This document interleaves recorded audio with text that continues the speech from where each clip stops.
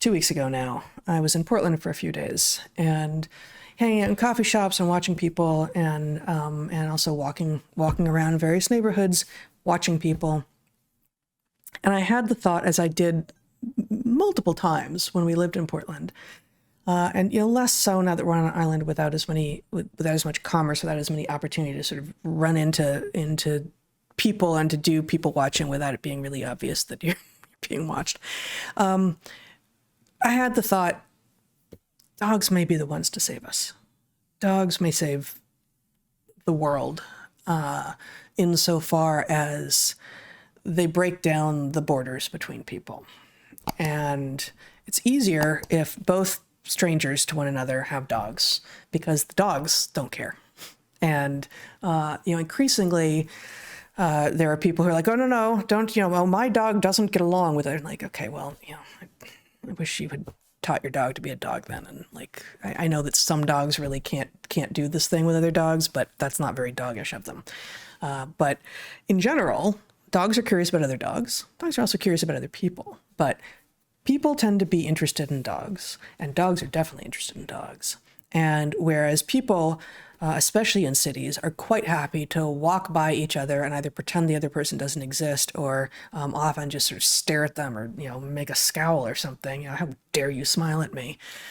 Once the dog has, once they've gone up to each other and investigated each other, either nose to nose or nose to butt, or all the various configurations by which dogs greet each other, the people, especially if the dogs are leashed and are therefore sort of pulled into closer proximity, have a much harder time being grim with one another.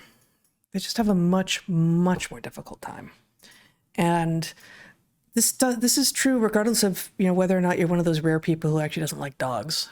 And I'm not saying like, oh, cat people. Like, I sort of think of myself as a cat person more than a dog person. But come on, dogs, right? Like, it's dogs. It's like the one thing we can all agree on. Yeah. You can't. There's something with you. We've got, as you have pointed out, something like, and there's a lot of different ways in, and there's some competing hypotheses out there yet, but something like, well, many tens of thousands of years of coevolution with dogs.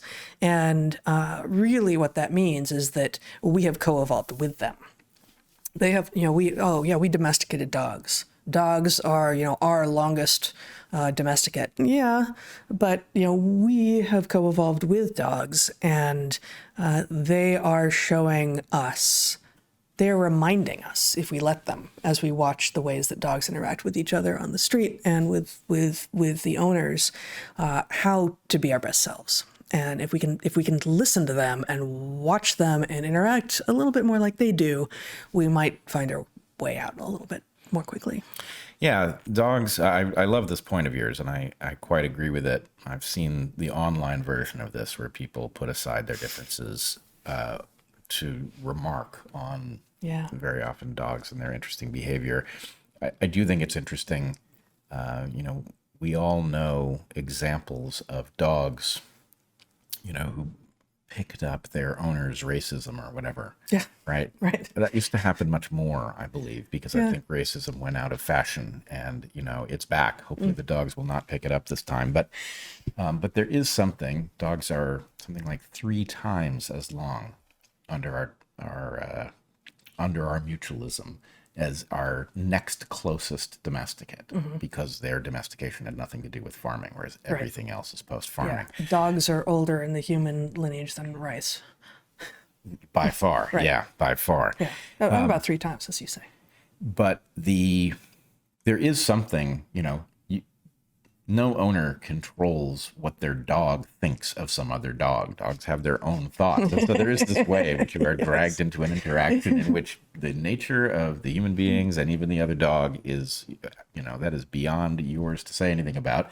And, I love the idea that dogs might remind us of our more ancient selves, remind us how much is at stake and how lucky we are to even be here. What did the last 30,000 years look like?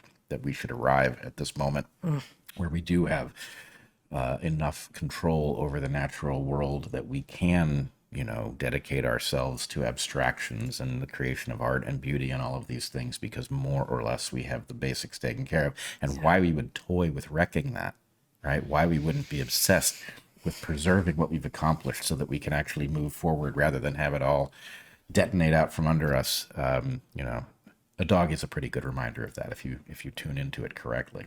Yeah, very much so.